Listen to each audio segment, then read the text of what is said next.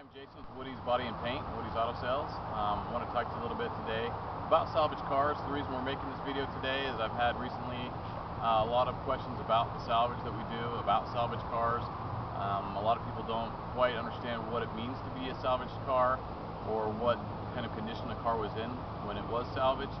So I just kind of wanted to address these questions today in a video form so that you can see it, and also I wanted to show you a car that we have here today that is salvaged, that we just bought from a salvage auction. Kind of wanted to show you the condition that it's in, do a walk around the car, give you an example of a salvaged car and what it's all about.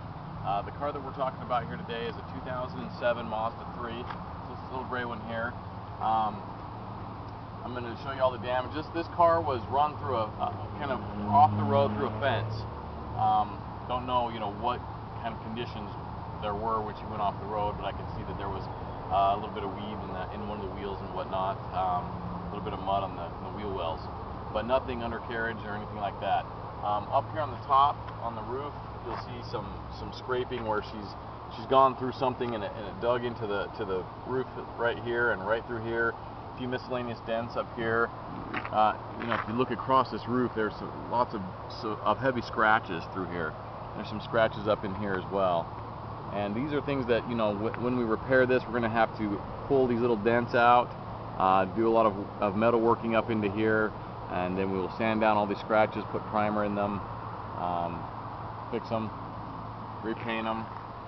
As we come around, you can see that the mirror got knocked off here, so it'll need a new mirror.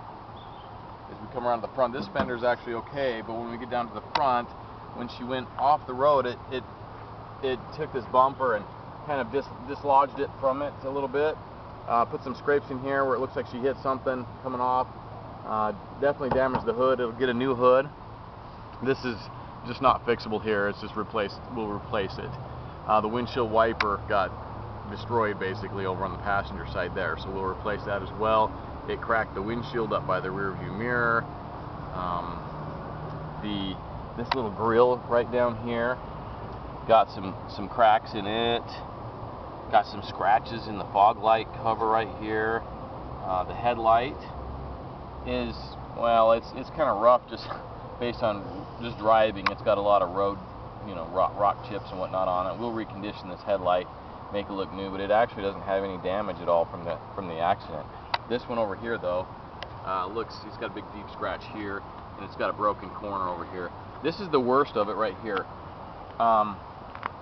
When she went off, I don't know what happened here, caught something and ripped this fender up, and it popped the tire. It had a hole in the sidewall. I've got the wheel and the tire in the back. So when she did that, it popped this tire and then it came up and ripped up this fender. We'll replace this fender, we'll replace the wheel and the tire, we'll replace this bumper and this headlight. But I wanted to show that this car is still a drivable car. We drove it over here to make the video. It runs perfectly. It drives well. I mean, obviously you could take it on the freeway because of the spare tire being on there. You wouldn't want to drive it any distance. But it is still a drivable car.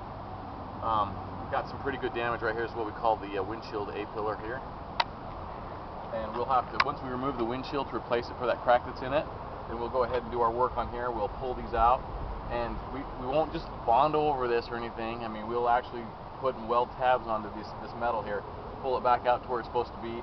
We shape it, we hammer and dolly it, we make it to where it's almost the exact right shape, and then we put a light coat of skim coat of filler on there to make it perfect. And then we primer it, we paint it, we test fit our windshield first to make sure everything's fitting and sealing perfectly before we finish it off, and then we do a refinish on it, and then we'll set the windshield in. It did take off this mirror as well, so we'll have to get a new one of those. Put some scratches and damage on this door right here. You can see them along the top edge here. This is some cosmetic damage on this. This is what you call a belt strip molding. We'll replace that as well. This black up here is a decal. Replace that as well. And then we'll have to bring our paint down into here, and we'll have to fill in these scratches and paint them as well. And then we'll just use this back part of the door to blend our paint. We'll blend this all out and make it all match. If you come around to the back, you see that was relatively unaffected. Really good clean paint. No dings or damage anywhere on there.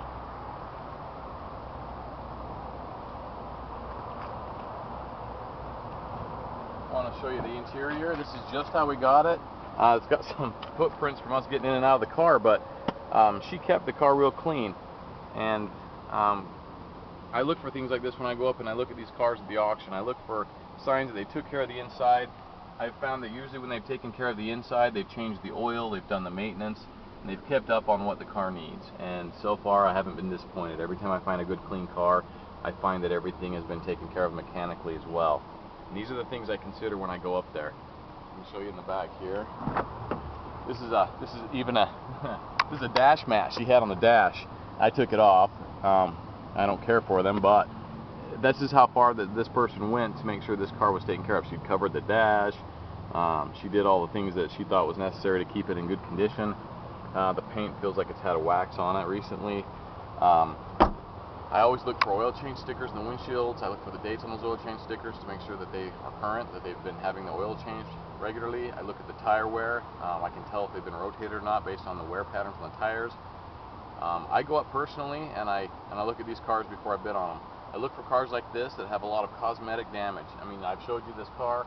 I've showed you the cosmetic damage. As you can see, this car would still drive down the road straight. There is no frame damage. There's no suspension damage. Nothing structurally that would compromise the integrity of this car. This is a good, clean, solid car. As soon as we fix it back up cosmetically, we'll do our paint work.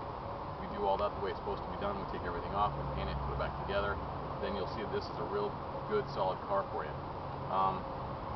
While I've got you, I want to show you the motor, and I'll start it up for you so you can see that it runs well.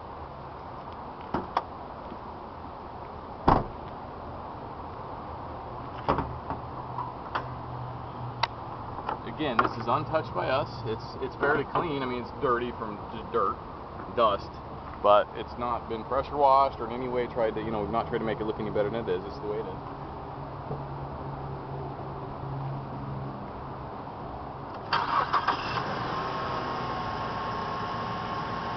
Starts right up, runs real well, no issues.